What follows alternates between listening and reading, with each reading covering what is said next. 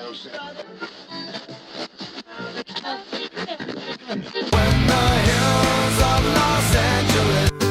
Angeles, I'm and most Hollywood nights.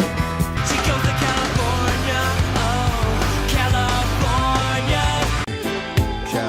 What you say about Los Angeles? LA got the people saying, Los Angeles.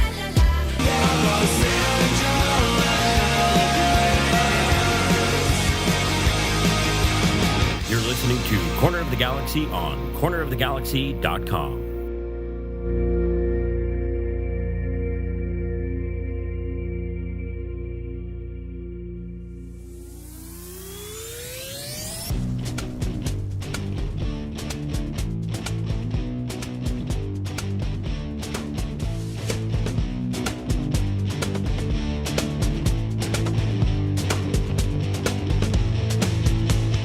Welcome to Corner of the Galaxy, the show that talks 100% LA Galaxy soccer.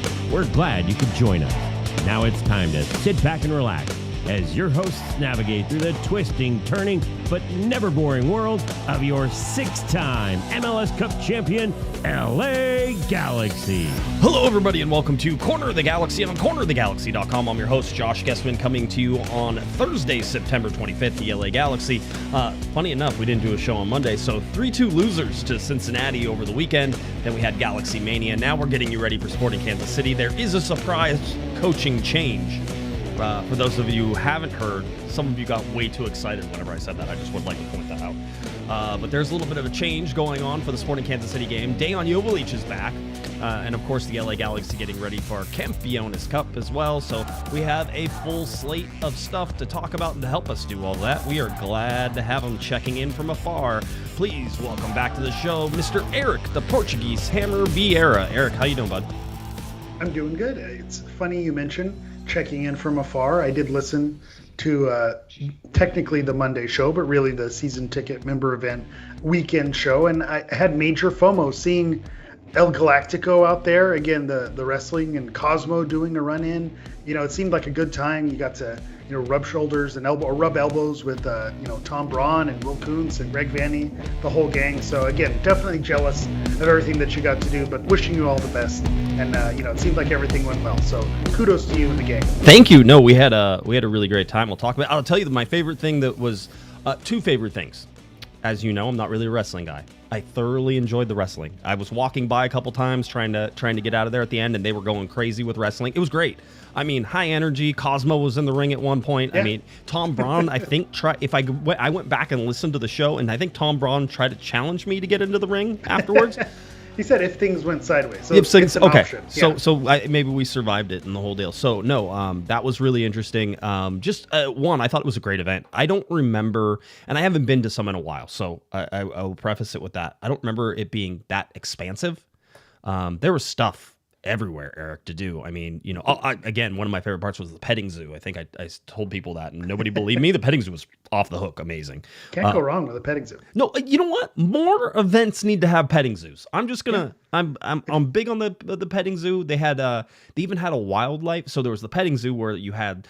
What did they have? Like turtles and rabbits and goats and little pigs. They were little pigs, and a whole bunch of stuff like that. And then there was like a wildlife awareness group that was right next to it, and they had there was a snake in the petting zoo too, I should point out. But they also had a snake over at the wildlife, and they had a macaw who was there, and you could sort of see. Nice. Again, just really cool. You went down into Galaxy Park, and it was great. I got to see so many listeners and talk and take pictures and sort of say hi. Joe Tutino was wandering around. Tom Braun was wandering around the whole time. So just really interesting to see. I would like to point out that when we got there, I think right around 11, that Greg Vanney was headed out to training. Like the guys were out running and getting in a workout before everything. It was a work day for them, yeah. That's right. So they were doing that, and it was really great. I would like to shout out a couple people. One, Sophie, Miss Sophie the Cannon Nicolau, for coming on and being my co-host there and helping me sort of hold things down while my brain was sort of running crazy and why. What a legend! Yeah, having the cannon in your back pocket, you can do a lot worse. 100%. And she's just there were a lot of people there. I'm not saying that they were there to see our show. I'd never presuppose such thing. They were in and they were around. some people would be nervous about that. I tend to be stupid about it and don't really get nervous about that part. I worry about like all the audio stuff, but not the people who are listening. The show part is the easy part for me.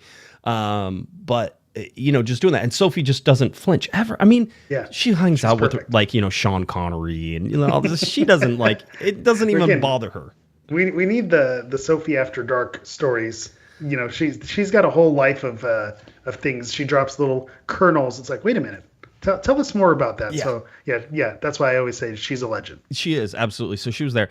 We had one of my friends, Mike August, was there, who helps me with the audio, and with these live shows, and the bigger they get and sort of things, the more sort of trial by fire it ends up being. And so Mike and I have now put our heads together, and we think we've come up with a plan for live shows going forward. Hopefully. Nice.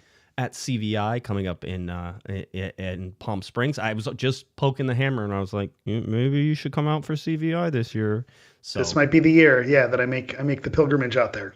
So that was there. A huge shout out to everybody at the LA Galaxy. Jamie and Nick and John, and I think Ali had some of that help at the beginning there too. Just everything. I mean, if you see any of the pictures with the corner of the Galaxy logo, even just behind on the video board, that was a pretty crazy moment there for a little bit. I was like, oh yeah. That works. Matt Pervino, Mr. Pervino, who's always awesome. I don't know if he's in the chat room tonight. He is there. There he is. Matt is in there, and Matt took a whole bunch of pictures. And then Matt's always there for like good moral support too. Like, he just tells you everything that's going to go wrong and why the Galaxy sucks so bad. So he's really good. And he let us borrow his belt. I was going to say, when you need the wrestling props, there's no better guy than Mr. Pervino to give you the goods there. Right. Again, totally lost on me, Eric. Let's be 100% clear.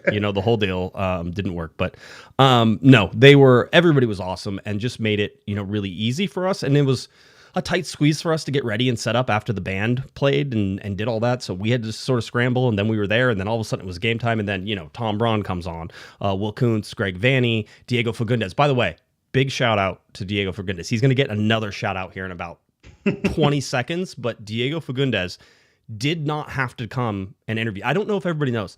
The season ticket member events are a collective bargaining agreement event, a CBA event. So in every MLS player's contract, they are required by contract to do the season ticket member events, right? There's one, and it's like mandatory that they do it. So it's tight. But what is not? I did not know that. You didn't know this? I did not know that it was part of the contract, but part of the contract. Sense that that's part of it is you need to make appearances. Yep. I thought it was an individual contract situation, but it being a collective thing, that is something new. You learn something new every day listening to COG. So again, I learned something there. So a CBA contract, and so that means the players are contractually required to sign, but they're not contractually required to talk to us for interviews. There's absolutely nothing that says.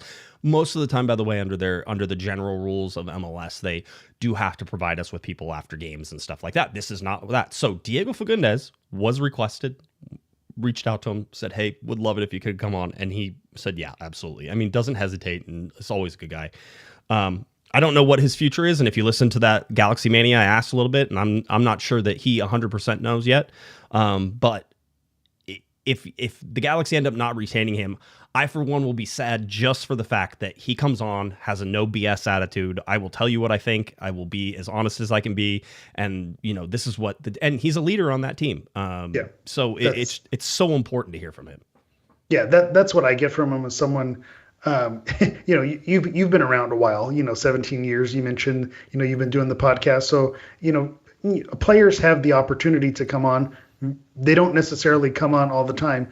I don't think anyone has been, I don't know if eager is the right word, but Diego's like, hey, if people are feeling, a way about the Galaxy right now, let me go on there. Let me tell them, my experience and what I'm seeing. And so having that someone who's willing to stand down, stand tall and say, hey, this is how I'm seeing it. This is what I'm experiencing. I hear what you're saying, and just kind of facing the music, because he does that in a time when maybe not everything is rainbows and butterflies. And I think that's really important, because it's easy when everything is, champagne and caviar to come on and say, hey, look how great we are. Isn't it fantastic how well I'm playing and how well the team's doing? Yeah. But when they're not doing well, it's real easy to say, hey, we don't have to make these appearances. Let me step away. So for him willing to come on during a good season, willing to come on during a bad season and have those conversations and be candid, I think you're right. He absolutely has to be applauded for that. And that's a leadership quality that sets the tone for other players around who see that. And if you want the playbook on how to be a fan favorite and get people in your corner, then that's it right there. Not that he's doing this to be self-serving, but doing things like that make people take notice and make them appreciate these players even more. So while we're on Diego Fagundes, because it's always a good place to be, again, thank you to the LA Galaxy. Thank you to everybody who came out. Thank you for the listeners. You're amazing. We had such a fun time, and hopefully we can do something again like that because we are always down. And we are looking at ways of doing more live shows and doing sort of that fun stuff. So keep that in your back pocket as we go into the off season, as we head into the regular season, which is going to be so quick this year. We're going to talk about CONCACAF Champions Cup here in a second, but good Lord, buckle up, boys and girls. This is going to be an interesting one. But as we stick on Diego Fagundes, I would like to read an email that I am privileged enough to be able to share. I don't know if you know, I think at this point everybody knows I'm a complete and total 100% shill for the LA Galaxy United team. I am the unified team, the Special Olympics team. I am such a huge fan of theirs. I've been talking to the people at the foundation who are amazing, and I love them so much, these people who are giving so much to this particular thing. They actually, I can't even tell you right now, but they gave me something, and I can't even hint about it, but it's the coolest thing, and as soon as I can share it, I will share it here. It's nothing big. It's nothing, but it is amazing what they do for this LA Galaxy Unified team. So I will tell you about it when I can, but just again, I was going to say, such a tease. This is exciting. I know, it is. I will tell you off the air whenever we get done, if you remind me. But I am honored as well because I do get to work with a lot of special needs kids at the Train Club. And it's just opened me up to, I think, the wonder that sort of surrounds some of these kids and what they're able to do and everything. So I got this email from Frank, and he says, "Hi, Josh. First of all, I'm a very big fan of your show. I've been listening to your podcast since 2019. Enjoy listening with you and Kevin." See, he didn't mention you, so you're out already. You do an amazing guy. Yeah, exactly. You do an amazing job covering the Galaxy. The reason I'm writing is because I wanted to share my experience I had with the Galaxy last Saturday at the Cincinnati game. I'm a season ticket holder for almost 10 years. I also have a nonverbal 9-year-old son who has severe autism. For the last couple of years, I have been trying to see if my son can participate with the Dream Team during the team walkouts. Last week, my ticket rep, Megan, was able to get my son Connor a spot at the game against Cincinnati. Although my wife and I were excited, we were also very nervous as Connor tends to elope and was afraid that he would run off during the walkout. I have to tell you, the Galaxy were so accommodating at every step of the way. They understood the situation and allowed me to be at Connor's side all the way until it was time for the players to walk out onto the field. They had him walk out with Diego Fagundes. And explain the situation with him. Diego was more than happy to do it. I've attached the video so that way you can see it. You can see at one point Connor was scared, but Diego was there to calm him down. Also, you can see Paintsill and Diego working together to keep him calm. Diego and Joseph are heroes in our eyes. I wanted to show you this because a lot of times we keep hearing negative comments about the Galaxy and what they do wrong. Here's an example of the Galaxy going above and beyond and being inclusive to a special needs child. I know you're a big proponent of the special needs community, so I wanted to share. I hope you will share to your audience because I want everyone to see the good the Galaxy do all the time. Thank you. He says, "Thanks, Josh." Frank. So Frank sent us this, and Connor out here walking with Diego Fagundes in the video. This is the kind of stuff, and he's right. There's going to be a lot of time for us, especially in this offseason, to go pretty negative with what the LA Galaxy were able to accomplish this year, especially whenever I tell you that it is going to be extremely hard for them not to be the worst LA Galaxy team ever in the history of LA Galaxy teams. Only a miracle at this point could save them from that particular fate, right? So we're going to get real negative, but it's fun to get positive. I got this email as in normal fashion. I teared up because I love kids and I love seeing the magic of everything that is going on and all the stuff. And a big shout out to Diego and Joe and everybody at the LA Galaxy for helping Connor through this. And I hope Connor had a really awesome time. So just some fun sort of stuff where the Galaxy got it right. And I think we should celebrate that a little bit more, right? Yeah, absolutely. I mean, like you said, stuff like that is what it's all about. We say it all the time. And I think even Sophie mentioned it on, over the weekend, that it is about the community. Of course, we want our team to win. We want to celebrate trophies in the cabinet and be excited about playoff runs and excited about making, Champions League. But it is about the community and the involvement and the connection that you make to the club. We say all the time when there was the negativity around, they're giving away free tickets to youth soccer teams. That was kind of slanted as a negative, but how do you make fans? How do you build those connections? It's through things like that. And so having a unified team that goes out there and participates and plays on the field and plays after the first team, that's part of it. Having the players on the dream team, or, the kids out there walking with the players as the mascots or dream team or whatever they're calling it. That's how you make those connections. I think back to a Jalen Neal, that picture of him walking on the field with, AJ De La Garza. Yep. How much did that shape, Jalen's trajectory on where that went, having that experience and that in the back of your head? That's what it's about. So seeing how Connor was out there and having Diego kind of understanding the situation, because we say this, I see this a lot in education as well. Sometimes when you, some people come across, kids with different needs, they may not have an understanding on what to do or how to handle it, and you might need to tread lightly. And so that is something that, you do need to kind of handle in the right way. And I feel like, you saw it in the video that they handled it great, and I think you have a fan for life, and you made things happen. Yeah, 100%. So kudos to Galaxy and Frank. Thank you for the email. Much appreciated. I already talked with Frank. We're going to get him and Connor and the family out for some train rides too, because gotta have some train rides, and that's always a mandatory experience whenever you get to talk to me. So really good. Now let's get into the game, because there is some stuff we need to talk about. The 3-2 loss. Listen. You've been there. We don't need to go over. I know we were talking about it on Sunday whenever we were talking to different fans and everything. It is the game turns on the Isaiah Parente second yellow card. We can certainly argue about whether or not the first yellow card was a yellow card, because it was so less of one. In fact, it probably gets called a yellow card mostly because Isaiah Parente's cleat gets caught in the shoelace of the attacker there, and it sort of looks bad, but it's really not like a horrible play. And then the second one is, I've talked to a bunch of people. Isaiah Parente needed to be a little bit smarter there, and Greg talked about that afterwards. It was a second yellow. I don't think there's argument there on what it was. My takeaway from this game, as the season goes on, we're kind of forming our opinions, and like you said, we're gonna have the official eulogy on the 2025 LA Galaxy in the offseason. I'm sure we'll have plenty to say, but I think the story of the 2025 LA Galaxy is that nothing is surprising.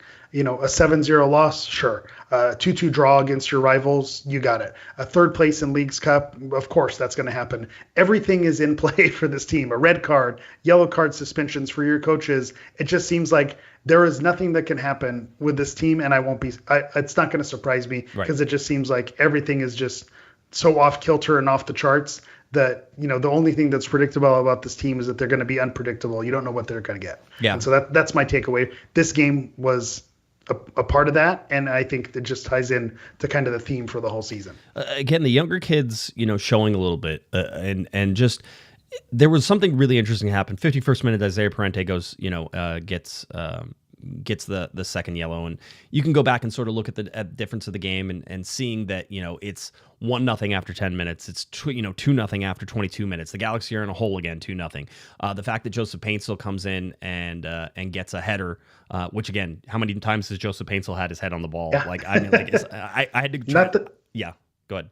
I was gonna say, not the typical Joseph Paintsill goal. So again, I was surprised about that as well. Yeah, it was an interesting one, but blown coverage by Cincinnati and Diego with a good cross. Harvard Miller coming across to get the ball to Diego too. So you get that in there, and so now it's 2-1 in the 40th minute, and you're sort of saying, okay, everything's settling down. You get to halftime, it's 2-1. Galaxy have the momentum. Parente getting the second yellow card just kills all that, and it kills it so fast. Now, having said that, the LA Galaxy played really well with 10 players, and I asked Greg Vanney about it afterwards, and I said, why did you guys look so good with 10 players, the whole deal? And he said, well, really, because Cincinnati keeps about 4 players up high onto the counter. And with those 4 players up high, then there's actually some good matchups, and you can get some overloads and stuff with the 10 players that you have against Cincinnati, because there's guys who don't want to come back and play defense. And part of it is them taking the foot off the gas as well. Knowing that they had it, and with the red card, that maybe they got a little bit relaxed in their play, and not to take away from the goals that the Galaxy got and to make those things happen. But part of it is Cincinnati got the early lead. We talked about it on last week's preview. Evander was someone we wanted to watch out for. Brenner was someone we have to watch out for. And then who gets a couple goals and a couple assists. Those are the players you had to look out for. They did their job. And then everything else was kind of gravy on top of it. The Galaxy did well to make it look not as embarrassing. Right. But I think Cincinnati had it wrapped up pretty good. Yeah, it felt like that. I mean, you have Mauricio Cuevas coming off the bench and getting that goal, his left-footed shot that he curls around everybody. By the way, Joseph Paintsel, when we asked him about how that play went down, he said he was saying, well, I was going to take it myself, but I saw I had no other option. So I heard Maury yelling, and so I passed it over to him, and then, he scored. It was just like, it's such a Joe answer, right? Which is like, I'm going to take it myself, but then, look who popped up and is over there. So, yeah. I'll also say that Cuevas' goal was a Joseph Paintsel style goal that we saw a lot of last season. So again, that it almost seemed like maybe they swapped places there. It almost feels like body swap. Yeah, like one-on-one basketball whenever Cuevas scores that, right? Like it's sort of like everybody, isolate, clear out, yeah. Clear out. Here it comes, and he takes it and puts it into the side. So that made it 3-2, which was interesting, but just a little too late scoring that second goal for the LA Galaxy. I thought Diego Fagundes had a really good game. Just in terms of what he was able to do. We asked Joe Paintsel about him afterwards, and he said, he's a leader on the team, and he makes decisions for us and everything else that you sort of go in there. Diego Fagundes there, 8.1 on the night. Joseph Paintsel, 8.8 on the night. Of course, you had a 9.6 from Evander, so that'll certainly settle everything, right? He showed us why they mentioned it on the broadcast as well, but why he's in the MVP race in a league, with Messi and company and a lot of familiar names. Evander, we talked about it when he was with Portland. We're like, when he's on the field, he just takes over games, and you saw it there on display. So part of you, and we said this going into the game, hey, the Galaxy in last place, not a lot to play for. I don't know that we can go in expecting a win, but you have to tip your cap to Cincinnati and to a player with the quality of Evander. I don't know if that's too much of a loser mentality where you're like, sorry, but at the same time, you do have, when you play against talented players like that, you have to say, hey, they had the ace, they had the pocket aces there, and we just had to, do with what we had. I will say this. I thought that the cumulative yellow cards to Parente, just in the whole theme of that, is like a little soft, right? Just the first yellow card's a little soft, and that makes the second yellow card like, okay, yeah, it is, but that still feels like a soft red card. Referee had a chance to narrow that up whenever Joseph Paintsel went on a breakout, and I've said, I think in the Discord and some other places too, that this was the first game where I felt like Joseph Paintsel was running full speed again. I don't know why that is. I know there were some injuries early on, and he says that he's feeling good and that, everything's sort of coming around. And, maybe if the LA Galaxy were in a better position, you'd be really excited about that because he's starting to come alive for the playoffs, right? And you're like, oh, this is whenever it's coming. This year, unfortunately, it feels, a little too late for all of that. But you look at, for me, seeing his ability to run in behind, seeing his ability to hit full speed. Somebody said, Joe says, the first time I thought Joseph Paintsel looked good in the false nine position. I agree. Like that was sort of, and it was because Cincinnati also gave him a lot of room to run in behind and, do those things. So again, matchup contingent, but I really actually like Joseph Paintsel being played in behind, and the fact that he gets pulled down right at the top of the box, and you're like, finally the Galaxy should listen. The red card is kind of soft. This is a chance for the referee to be like, hey, let's even things up because let's just even it up because this probably feels about right. It seems like it's the same amount of foul. And for the fact that didn't happen, I think it was disappointing to the Galaxy. It was certainly disappointing to Greg Vanney, who I believe got a yellow card because of that situation. And the impact that now has. Yeah, so that is his third yellow card, which means he is suspended for the Sporting Kansas City game. So Greg Vanney will not be the head coach for against Sporting Kansas City. Today we talked to Greg, and then afterwards we talked to his replacement, Dan Kalichman. Together they've coached together, I think, over 400-something games. If you talk about all the games they played, and Greg Vanney mentioned that after Alex Ruiz said, you guys have been together so many games coaching, and Greg goes, yeah, add the games that we played together, it's over 500, right? So like just a sort of really well worked out partnership between those two. But I asked Greg, I go, if, I think somebody else asked him if he's been suspended before. He said, yeah, there was one in Toronto. And so we asked Dan, we're like, were you also the one who came in to work in Toronto? He goes, no, I think that was Robin Fraser who did the other one, right? He goes, but he was probably on the staff. It was just, he was. Yeah, he just wasn't the one. in, Yeah. And Dan talked to us afterwards. We have not got to talk to Dan in sort of the press conference setting, which was a lot of fun. Quite honestly, for the way the season's gone, Dan should be talking a lot more. So Dan got to answer some questions, and I was sort of taking the opportunity to go, Dan, just because you're here and we don't get to talk to you that much, I go, can you talk about this year in the defense? What things, maybe you're happy with, what things, obviously you're disappointed. And he went, hey, just to let you know, any defensive stuff, that was all Greg. That's not me, the whole day. So he was having a great time. He goes, anything that happened before, that was Greg. That wasn't me. So Dan has a good sense of humor, but he talked about some stuff. I know those press conferences will usually come out tomorrow. So you'll be able to see those. So you can hear from Dan Couchman, who will be the head coach on the sideline for this game. Now, in the Discord, people were like, I wonder how Dan's going to set him up. And I go, Greg Vanney didn't die. Okay, guys, he's alive. All right. It's not like he's still there. So it's going to be set up exactly the way you expect it to be set up. Right. Yeah, and I was going to say, and like Greg said, they've not only coached together, they've played together. These are guys who are very much of the same mindset. Yeah. So I did get a kick out of that as well. It's like, hey, what differences are you going to see? No, you're not going to see any differences. You're probably going to see Greg Vanney in the stands with either the cell phone Javier Mascherano style, or maybe you'll have the Britney Spears headset. Kind of relaying information down to Dan Couchman. Apparently you can do it. There's no repercussions, right? Did Mascherano get any type of deal for being on the cell phone? Apparently it was allowed. I don't know. Greg did tell us that there is some communication allowed. He thinks that he has to get out of the locker room and not be involved with the team 90 minutes prior to kickoff. And then he's not allowed back down into the locker room interaction until after the post game. I think until after the referees leave or something like that. Okay. Right. But he did say that he would be watching the game and he is allowed some form of communication. I expect he's going to use flags, he'll just, is that not it's going to be like college football. You're going to have the, Oregon duck, Wheaties, and then some type of hand emoji, and then something else. Yeah. So Greg Vanney will be around for that. So that's something to sort of watch there. So again, just an interesting situation. I also have we're sort of into already looking a little bit ahead, but I want to talk about the press conference was injuries. I have updates. Here are your injury updates. Get your notepads out so that way you can write down all these notes. Are we back? Yeah, I mean, there's a good number of players who are ready. Amiro Garces trained all week, available to play versus Sporting Kansas City. Marco Royce trained all week, available to play versus Sporting Kansas City. Julian Aude trained all week, available to play versus Sporting Kansas City. Elijah Winder trained, available to play versus Sporting Kansas City. So those are the ones there. Nascimento had some training. Greg said probably not ready for versus SKC, which was the one you if you're trying to find a 9, you kind of want the 9. Yeah. Right? That's the one you want to have back. But not probably not ready for SKC, possibly for Campeones Cup. Remember, that's on Wednesday, October 1st, so that's just around the corner.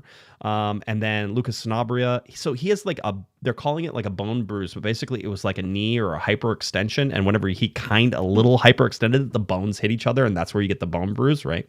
Really interesting stuff. I believe that's a contusion is the official term. Right? Okay, cool. I'm all for it. I don't care, whatever. But anyway, his bone hit the other bone, and now he's got a bruise of some sort, right? So he's got that.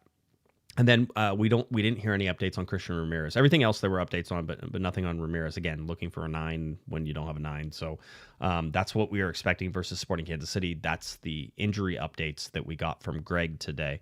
We talked to Harbor Miller, talked to Tucker Lepley. Just Tucker Lepley's Ricky Jr. as far as I'm concerned. He still does Little Ricky? Little Ricky. There's still things that he does that nobody else can kind of do on that team. He finds little seams. Again, he's Ricky-like. He's not like Ricky's twin, right? So he's Ricky-like in some very, very interesting ways. But I think Tucker Lepley's going to find himself more playing time, in the last 4 games of the season, 5 games left total. So there's lots of things that I think are sort of going that way for the Galaxy. But, at least you get some injury updates and some other things, right? Yeah, and it's interesting when you were saying available for Kansas City. All I'm thinking is available for Toluca. What you're really hoping for. I think you will see your Tucker Lepleys, your Harbor Millers against SKC, and then you hope that maybe Royce gets some minutes towards the end of the game, or maybe you have some planned subs throughout so that they're not going in to that Wednesday match cold. You do want to see Garces get some minutes as well. But I think it's all, basically a setup for what's going to happen on Wednesday. We heard, Diego talk about it, and when there's not much to play for and there's a chance to win a trophy and lift a trophy, you want to play for the trophy. That's what you want to go for. So I don't think they're gonna. If there is any concern or risk from those players, you're probably not going to see full 90 minutes from them. But I also think that you do need to get them moving in the right direction. But this is also from the layperson on the outside looking in. If you talk to a lot of these players, sometimes getting a full 90 minutes is what gets you ready for the next game. So it's all going to depend on the player and how they build up to it and how they work to it. So I'm curious on how they're going to line up and what's that going to tell us about Wednesday. So Greg Vanney, because I asked him about that and just how you sort of mix and match that, right? And he said, he's always less worried, and this has been consistent with him. He's always less worried, Eric, whenever there is a Saturday, Wednesday, right? He's like, I usually feel like the guys can recover from that. They're usually okay. But he is absolutely, and you nailed it. It's exactly what you said, which is there's going to be guys who come into the second half, regardless of what the score is, in order to get their minutes. That way they're sort of, ease back in. So that way they get, their 30, 40 minutes in the second half. Marco Royce is certainly one of those guys who will just sort of get some run out, stretch the legs a little bit, and be ready for Wednesday. And basically, it almost doesn't matter what Sporting Kansas City, what that game looks like, except I can actually pull out some math here a little bit so we can see some stuff here. The LA Galaxy right now, it's not pretty. No, it's not. And it's hard to see, but there is a yellow line above them, which is, I believe, the 2017 LA Galaxy. And trying to chase that down, we can actually go over to this chart so that way we can see a little better. The LA Galaxy at 21 points, the 2017 LA Galaxy at 27 points. So I believe that the 2017 LA Galaxy sort of finished with 32 points. And so if the Galaxy have, 12 points available, there is still a shot that they could pull it. But it's not looking great. No, you're like, right. You can't lose any points. And so looking at Sporting Kansas City, it's like sort of one of those, and for a team like SKC, who's already been eliminated as well. Yeah. Now it's the Dejan Joveljic show and coming back and sort of what he can show. So again, there's a chance for the LA Galaxy not to be the worst LA Galaxy team ever. There's a chance for the LA Galaxy to catch Montreal. There's some of these chances.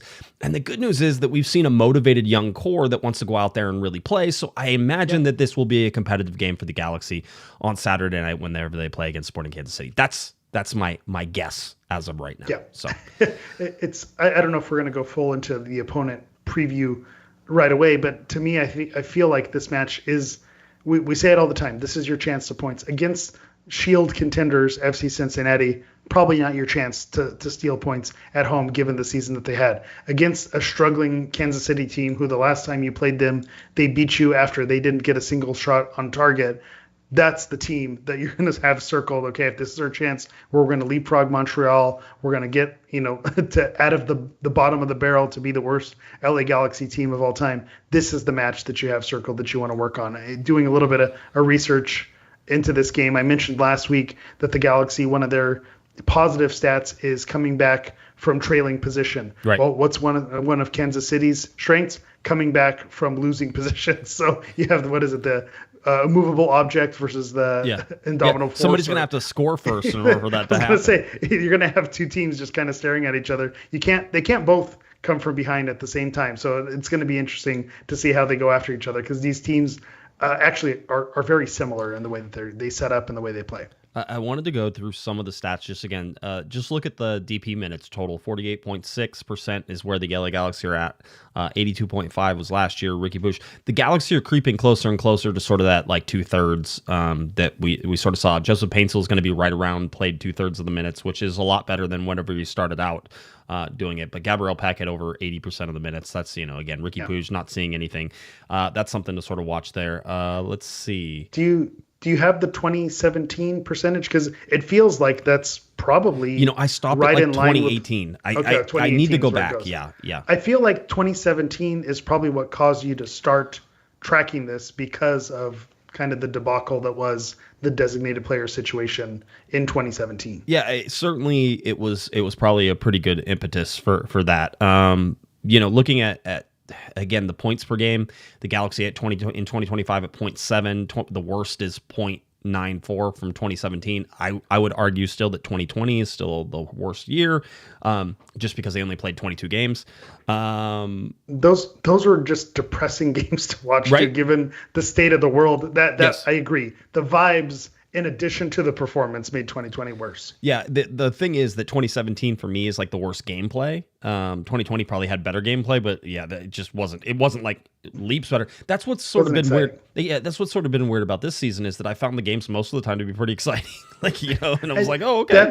That's the crazy thing. Like I said, this team just kind of being so unpredictable, and you never know what was going to happen. Is I think back to that 2017 team, and I just thought this is where we turtle shell and just know that people are going to go out there and beat up on us. I didn't necessarily have that feeling. They went out and they got beat up on pretty bad, especially at the beginning of the season. But we've been saying it, and I'm just going to continue being a broken record. They were in a lot of those games. Yep. There were very few games where they got absolutely waxed. Those games were there. Yeah. But there were a lot of games where they were in the game. If we look at goal differential, the LA Galaxy on pace to break the record for worst goal differential by an LA Galaxy team, -24, would break 2017's -22. Again, -19 in 2020, but that would have been worse had they played more games. So we can look at that. I can even prove that out. Look at 2020 compared to 2025, Eric. So 2020 basically there. ended with 41.7 goals and allowed 71.1 goals. 2025, 41.9 goals. This is estimated, and 69.1 goals against. So very similar in terms of things that could happen, could go wrong, right? In those, we can look at the Galaxy's win percentage. I just find it interesting. The Galaxy had an almost 65% win percentage. Sorry, 55 or 65. I can't even read it because it's so far away. It's one of those. I was gonna say, right? I don't have my bifocal, so I can't help you out there. Yeah. The big deal is that right now they are at a 13.3% win percentage. So that is among the worst they've ever had. In fact, it is the worst if that sort of stays. It's flipped. Yeah. It's 100. It's basically yin yang to last season. It is. It feels that way. I showed this. I actually got to talk to Diego a little bit afterwards, the whole deal, and we talked about this stat, which was the 22 games that they've allowed the first goal, and like you just can't do that. They've been outscored 41-16 in those 22 games. Yeah, I believe this is called the Guesman Index. Yeah, it's like the easiest and stupidest thing to like be like, hey, if you score first, you win goals. It's stupid, but it's a good predictor. There's your data right there. Well, I don't know what else you want to see. Yeah, it's pretty clear. Yeah, go ahead and look at the full season with Reds and Greens, right? So that sort of shows you Reds, they allowed the first goal. Greens, they scored the first goal. They win some of those games whenever they actually score the first goal. In fact, their record is 4-3-1 when they score the first goal. So again, that's sort of been important to this year.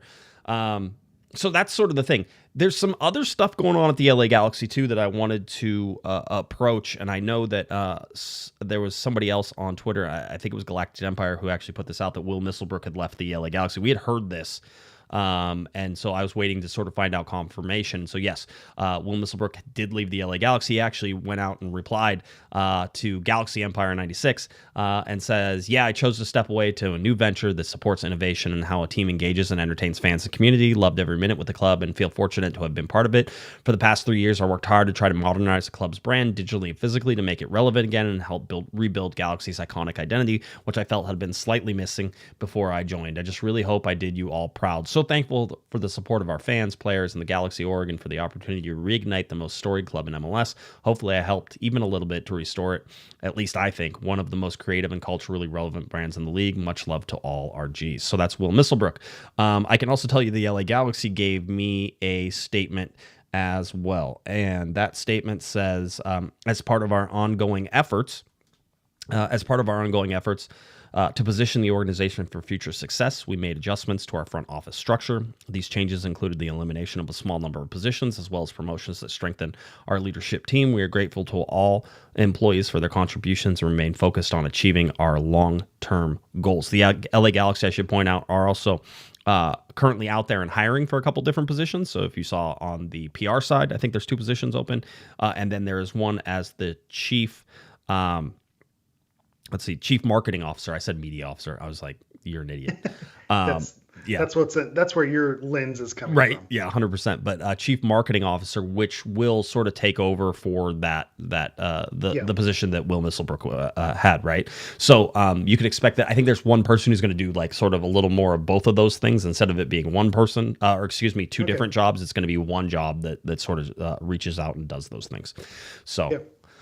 Can I take a moment to please. salute Will Misselbrook? I think I'm going to tip my cap to him. I think when he came on and had the opportunity to speak with him, and he kind of laid the foundation on what his vision was and bringing the Galaxy name and brand kind of back to prominence. And I think he can look back and say mission accomplished. I think when you talk about what happened last season and the lead up and all of the videos and behind the scene and the branding that was going on, I think it was essentially flawless for all of 2024. Yeah. And I think that culmination in winning MLS Cup, I even saw him on MLS Cup day, and we kind of had a moment together on the concourse there. And so I think if he is looking as someone who's a creative and looking for other opportunities, that's kind of the perfect time to start moving on. Okay, he's kind of brought them back through a refresh, through doing his thing, and I think it's kind of a good time,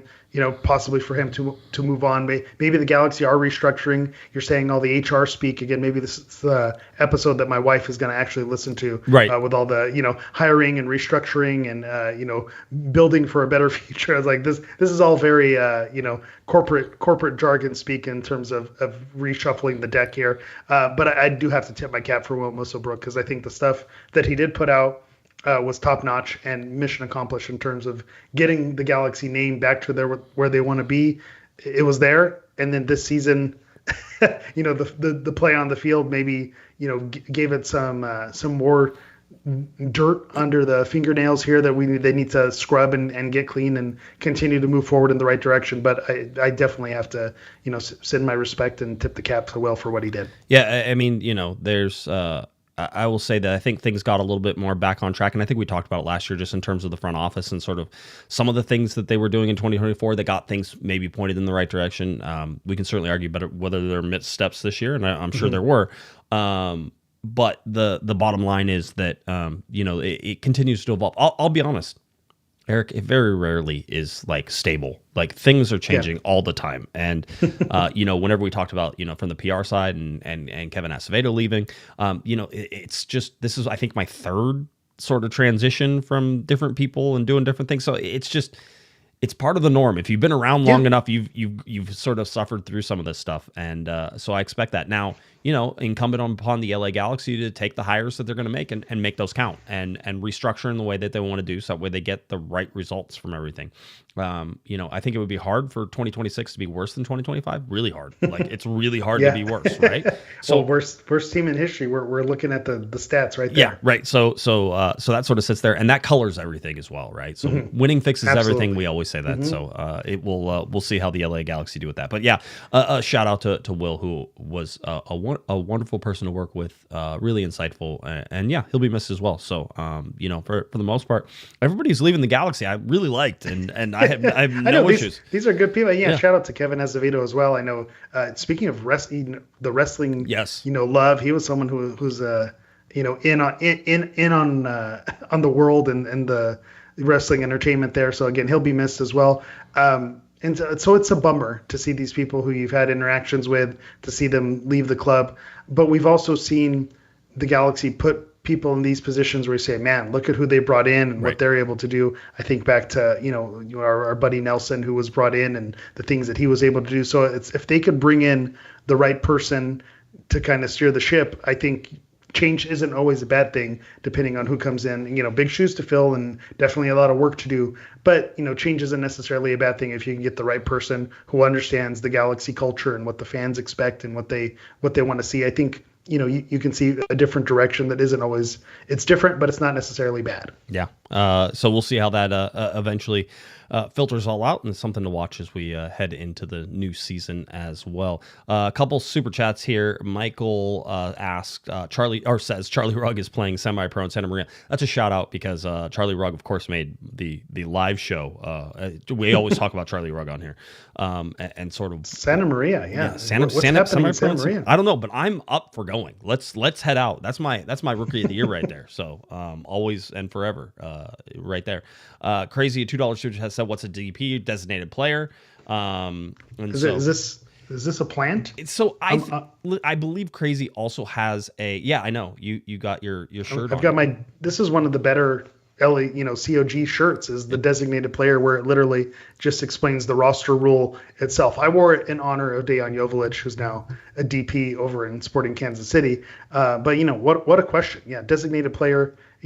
Look, bring back the classics. Can we revive these shirts, and we can get it for Joe here to read all the rules on the shirt? They're around for sure. Some of the stuff that came through on Galaxy Mania, Tom Braun with his. I always like Tom Braun's breaking news. The one we had at Coachella Valley was about the bathrooms. And so now that was that last year. That was the summer show. That was the Purina show. Pups at the pitch. Yep. I remember that one. Okay, you're right. That thunderous applause. Yeah. Thunderous applause. And then he told me he was going to have like more breaking news. I'm like, wait, last time it was the bathrooms. What could possibly be, right? So Tom Braun announced that the stadium would be getting stadium-wide Wi-Fi, which has been... That's massive. Yeah. That's huge. Yeah, because one of the things that you struggle with is you do need to be off of Wi-Fi, and then, updating the game, someone who likes to live tweet and kind of send videos of what's happening, that is always kind of a pain. So in the world we live in, I think Wi-Fi, at a public venue, I think is kind of the expectation. So happy to see them catching up on that. Can I say, so this is whenever Josh likes to live up in his little ivory tower up in the press box. I swear to God, if your Wi-Fi messes with my Wi-Fi, I'm gonna lose it. All right, it's already like touch and go sometimes. I don't need you guys hogging all the Wi-Fi. We better be on separate networks. All right, that's all I'm asking. Oh, well, I was gonna say you probably auto connect when you head up there. I do. It snaps right in, and I'm like, okay. I like people ask me for the password. I'm like, I don't know. I haven't typed it in like 5 years. They change it like once every 5 years or something. So I imagine they're going to change the password, and I'm going to have to redo it. But that's okay. Yeah, I hope not. My dirty little secret, and hopefully no one from the front office is listening. I've someone who's dabbled in the press box up there. Maybe my phone remembers as well. So don't change the password. So next time I go back, but then I won't have to worry about it because we'll have free Wi-Fi for everybody. The other part of Tom Braun's announcement was they're redoing the video board. So again, if you missed the Monday show, which is available via podcast, not on YouTube because there was no video for it. I'll see if I can put the audio up there. It just takes me a little while to like put pictures in there and then do a whole thing. So that way it actually has some use on YouTube. But he said they're redoing the video board, and it's crazy because you know how you do that thing where you're like, that was like 2 years ago they did the video board, and he's like, that video board's 10 years old. You're like, excuse me? I'm sorry, what? No, I'm pretty sure I remember that wasn't that long ago. That was last year. Yeah, that was last year. 100%. So they're redoing the video board, the big one, because it's 10 years old and it needs new panels. I wouldn't be surprised if you get a little bit more higher density pixels on the new board, just because that's what you do whenever you upgrade the video board. That's how it happens. Yeah, every year there's more and more, like you said, pixels and being able to get HD and 4K and all those things. So I'm sure, like you said, they're modernizing it. And that's not necessarily a full revamp, and it is pretty big already, but it's just a matter of making it in line with what other modern stadiums look like. I think that's fair. Yeah, and Scott pointed out that the speakers weren't working in the 200s, or even I think it was on the east side of the stadium that they weren't working. And I did relay that to the LA Galaxy because I got a bunch of messages. I'm like, hey, do you guys know the speakers are out? And so I do my job, right? They're right behind me. Yeah, I can turn around and be like, hey, you guys know that the speakers aren't working. I think. Yeah, good. I was going to say, I think they were covering up for the Greg Vanney yellow card. They didn't want people rioting in the stadium after hearing about that. That's probably what it is.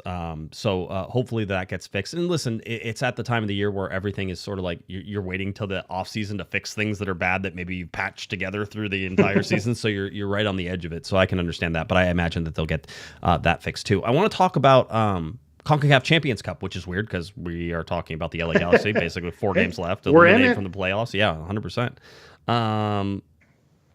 So the CONCACAF Champions Cup schedule, first of all, Campeones Cup. I have to do that one first. Campeones Cup coming up on October 1st. That will be the chance for the LA Galaxy to get a trophy. We've talked about that. We will talk about that on Monday night to sort of get you ready for that. But again, just keep giving you an idea. Now, let's go to CONCACAF Champions Cup. We got the schedule for CONCACAF Champions Cup, and boy, oh boy, is it early. The LA Galaxy do not qualify for any first-round buys this time because they didn't win MLS Cup or anything else that would do it. Mm-hmm. Yeah. So we expect that round 1 will be played February 3rd to 5th. That's right, February 3rd to 5th. I honestly believe that the earliest the LA Galaxy could possibly report for preseason is like January 1st, like at the beginning of January. You're going to talk about you're having 4 weeks to get ready for your CONCACAF Champions Cup. And if you're the LA Galaxy, does that mean that you have to bring in, like if you're bringing in new players, that means they have to gel. You have to figure out where they go. Nightmare scenario. Now, Greg Vanney was asked about it today, and he said, once you know when the game is, you can start working backwards about what you have to do and all the stuff. So he's like, we're already well in the midst of that. But the bottom line is, come February, the LA Galaxy will be playing competitive soccer. So the long offseason that we will talk about just got considerably shorter, because I didn't expect that to be until probably the second week in February or the third week in February, and that got pushed way up for my liking. So. Yeah, speaking of the CVI, I think they might be playing the CONCACAF Champions Cup match in Coachella at that point. You might as well, move the game there. I mean, how does that... When's the Super Bowl? Somebody find the Super Bowl. Isn't it usually the first Sunday in February? First weekend in February, usually. So that would be before... So they're going to play potentially a CONCACAF Champions Cup game and then go do the preseason tournament after playing a competitive match in CONCACAF play. You got to love it. So February 1st is a Sunday, and then February 7th is a Sunday. So I don't know if because the first is so early, I don't know if you end up getting the Super Bowl. Usually the Galaxy are out playing, and that's usually when we do shows on Super Bowl Sunday. Yeah. We've done it now twice. Although maybe we can change that up a little bit, because it sounds like everything's going to go a little bit earlier. So anyway, just to give you guys an idea of how quickly that will hit. That is like right around the corner. So Godspeed. I'm seeing Super Bowl 2026 is February 8th. February 8th. Okay, yep, that makes sense. There it is. Because Saturdays and then it goes to Sundays the next one. Okay, no problem. So yeah, February 8th, there it is. But the Galaxy will have already played a game, because it'll be the 3rd to the 5th. A competitive match before their first preseason match. Oh, man. Wow. When you say it out loud, it's crazy. It's nuts, and so I would say that doesn't help anything. I don't think that's super important. Let's see. David with a $5 super chat says, if the Galaxy don't beat FC Dallas in Dallas, it will be the first time in Galaxy history that they don't win any away game in a season. That's also true. I mean, we've talked about the horrible away game. Good luck, because wacky things happen in Dallas. I will say, it not being in the middle of July, I feel like is a good thing. You're not going to have the outrageous heat or early August. So I feel like this may play in the Galaxy's favor. But it is one of the things that, looking at the standings every week, the LA Galaxy not having a single away win, again, and that being the first time that that's ever happened, that just really, hardens the cement that this is one of the worst LA Galaxy teams of all time statistically, because you can't say, well, there were silver linings and they played well. Right. We didn't even have one away game where you could eke out a win. That's tough times. Schedule for the LA Galaxy coming up. It is home to Sporting Kansas City on Saturday. And then, of course, on Wednesday, it is October 1st in Campeones Cup, a chance for the Galaxy to lift the trophy. Away to Dallas on October 4th, home to host Dallas on October 11th. And then you will finish out with a Fan Appreciation Day on October 18th against Minnesota. So that's how everything sort of sets up. We can look at the standings again real quick. Eastern Conference, Philadelphia with 60 points. Miami is right there. Whenever you look at it, they're in third place, and they still have 2 games in hand, and things are starting to heat up for them. So I would imagine that Miami is going to be right there whenever we look at the end of things. So just watching how that goes. San Diego still 1 point ahead of Vancouver, just a couple points ahead of Minnesota. So 3 points. We're waiting for them to crash. Is it going to happen? Nope. But Vancouver, actually, they were crashing, and then they pulled out of the crash, and now Thomas Mueller comes in, and all of a sudden things start clicking again. So what a rejuvenation you can get from those midsummer signings that come in. Hey. Yeah, you sign a German in August. That's a good omen to win MLS Cup. Yeah. Yeah, and in terms of my power rankings, seeing Miami sort of start, Vancouver is in there certainly. LAFC is high on those power rankings as well. So it's going to be a race here, and again, LAFC is one who has between 1 and 2 games in hand. So they will rise to the top of this towards the end of the season. So that's something to watch. The LA Galaxy, along with Sporting Kansas City, are the 2 teams that are eliminated in the Western Conference. A whole bunch out of the Eastern Conference. Look at the Supporter Shield. It is Philadelphia, Cincinnati, San Diego, Vancouver, Miami, Minnesota, Charlotte, New York City, Orlando's 9th, and Nashville is in 10th. For all of you keeping track at home. And then, of course, looking at the LA Galaxy, There it is. 21 points, just 3 points behind Montreal, and 3 points and with one game in hand. So the LA Galaxy do have a chance to pull out of this. That being said, they need to find a win somewhere in these last 4 games in order to do that. And hope Against Montreal SKC and FC Dallas, the chances are there. Yeah, and right now the goal differential. By the way, yes, the LA Galaxy are about to have a record goal differential for the LA Galaxy, but right now DC United at -29 is worse, and Montreal is worse as well. So just again to keep that in mind as you're watching everything that sort of happens. We've been talking now, Eric. I think pretty relatively quickly about this game against Sporting Kansas City. Let me highlight some things that are coming up. It is German Heritage Night, so there's a ticket pack for that. Cool little hat there. I need to see if I can find some of those. I have my German friends would like. I need to get them some hats. So I'm gonna figure. You know it a out. guy. Yeah. Maybe we'll see. Extra time is D-Dub. So after the game, you can find yourself in the American Express Stadium Club, and they'll be up there having that. There is the first 5,000 with the Marco Royce bobbleheads. He's got a little cape on there, so that is always fun. Standard 5,000 giveaway. I imagine they're going to do the same thing that they did last time, which is you'll get your voucher. You then can take that and turn in your voucher. They figured out their system after the ring gate or whatever you want to call that there. Yeah, 100%. And then your DJ set is from Craze. So I don't know if that's Crazy or Craze. I'm not the DJ guy, but glad to have everybody there as well. And then they're going to auction off some of the player signed jerseys as they always do with the LA Galaxy Foundation. Have some really awesome numbers on there. I think is that the kick childhood cancer numbers on there. I think that's what. Yeah. October would make sense, although this weekend isn't October, but maybe it's starting to kick off this weekend. But that would make sense if that's how they start to do it.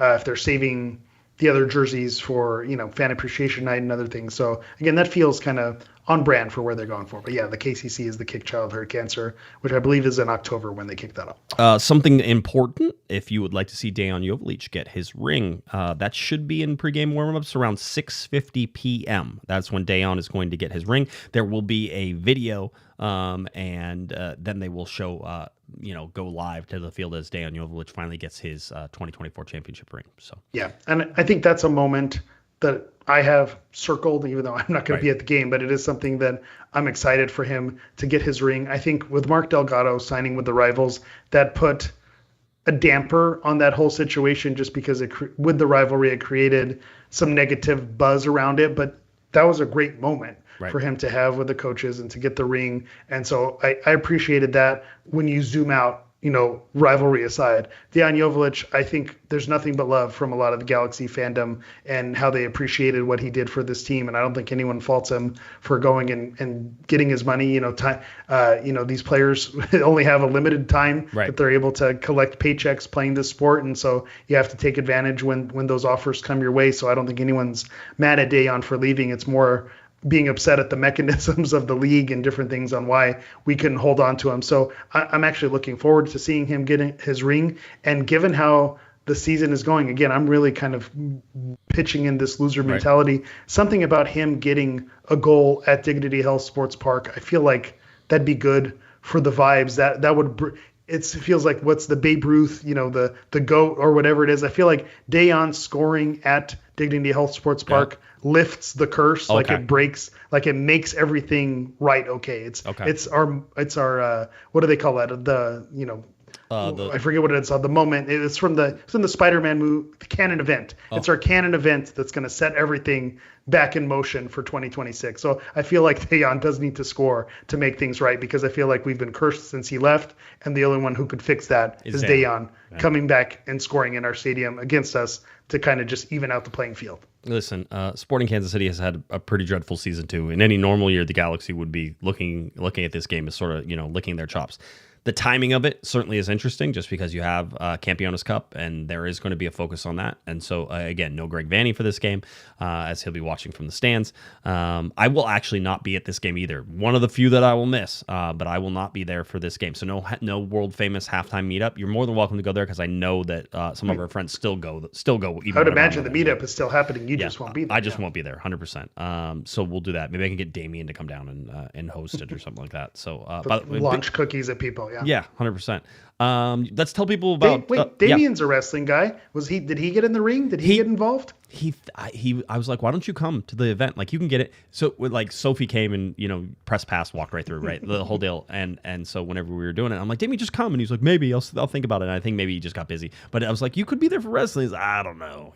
Damian's way I see cooler. Your shirts, Damian. Yeah. I see your shirts, Damian. I know you wanted to get there and stand on the ring post there. So, what a guy, another guy who's in on it. It is, we'll see. Well, yeah, he is. He's absolutely, Damian's way cooler than I will ever be, right? Like, it's one of those things. That's just the way he is. So I know Damian will be at the show. I was talking to him today as we were going over injury updates to make sure I got them all right. Do you want to give everybody the analysis, the betting analysis for D ratings here?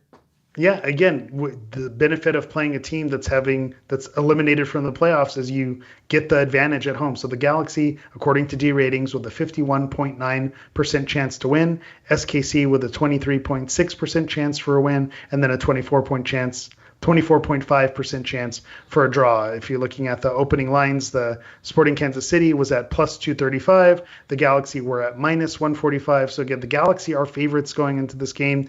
Again, I don't know why you would bet on the 2025 LA Galaxy, but if that's your thing, if you feel like the magic is going to happen against Sporting Kansas City, then maybe this is not necessarily your moment because you're not getting the best odds in Vegas. But if you're feeling like Dejan Joveljic is going to come and get his goal and we're going to have another weird game where they play well but lose against Sporting Kansas City, then maybe you're going to be able to make some money if you bet on Dejan. If you're, that's your win-win situation. So you bet on Dejan, and if he scores, you win some money. But if you don't, hey, at least the Galaxy got a positive result. So you have that to look forward to.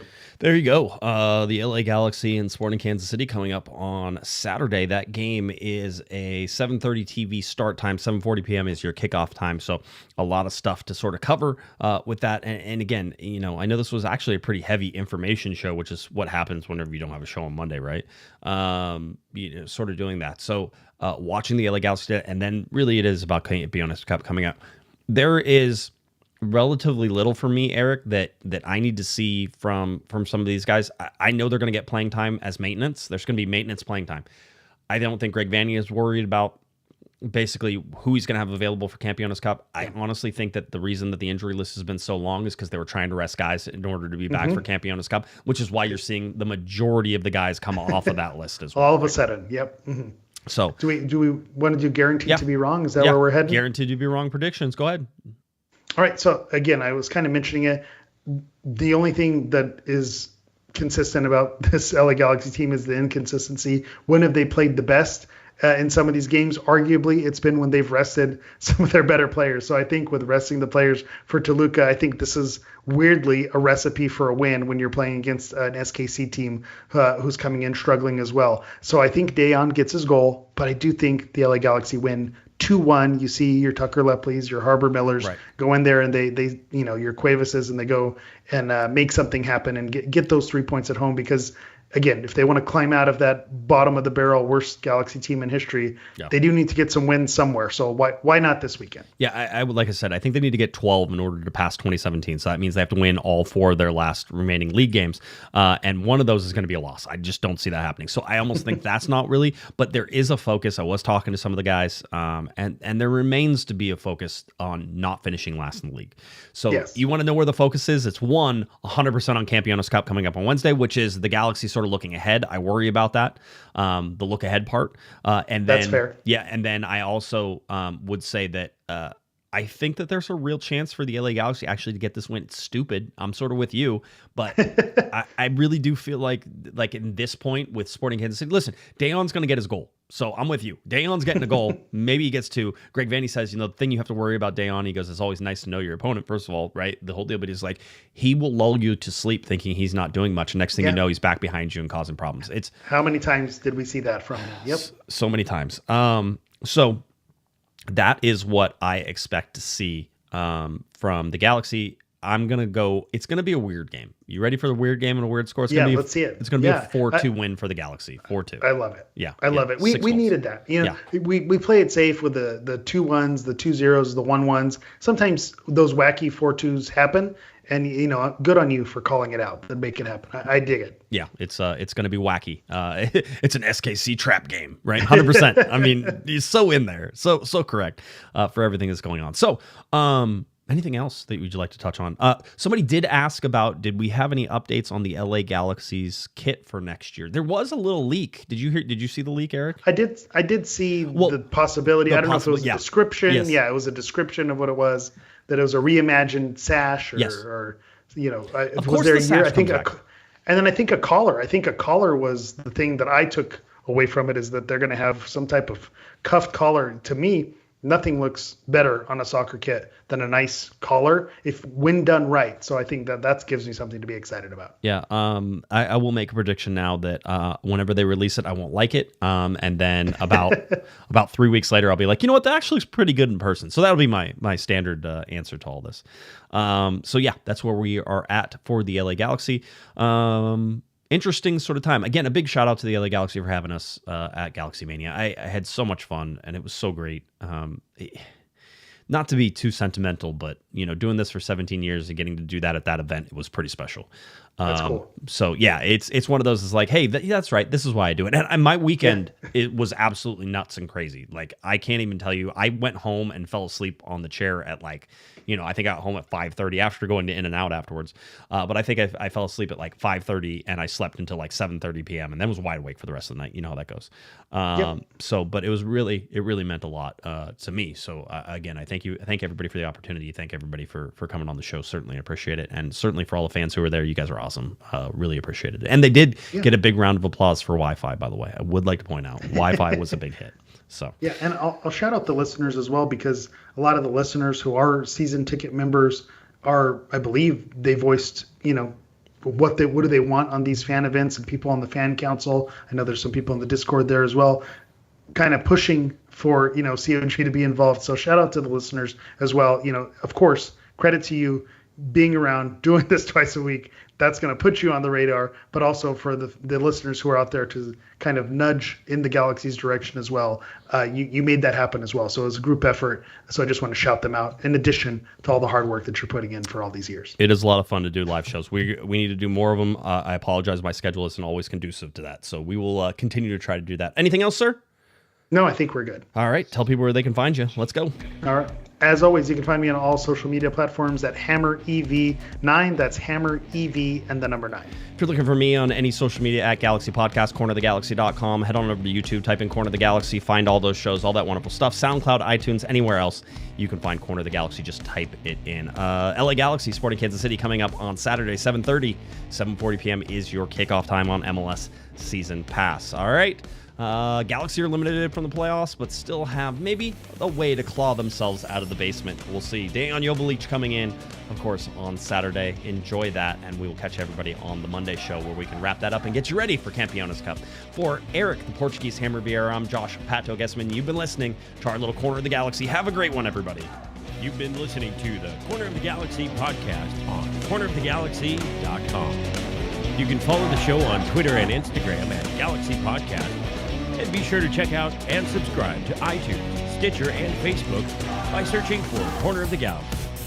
Fans, we thank you for listening, and we ask that you be kind and courteous to your neighbors as you leave the podcast. We thank you for joining us and look forward to seeing you again. Until then, I'm Michael Araujo, and on behalf of the entire Corner of the Galaxy crew, goodbye, everybody.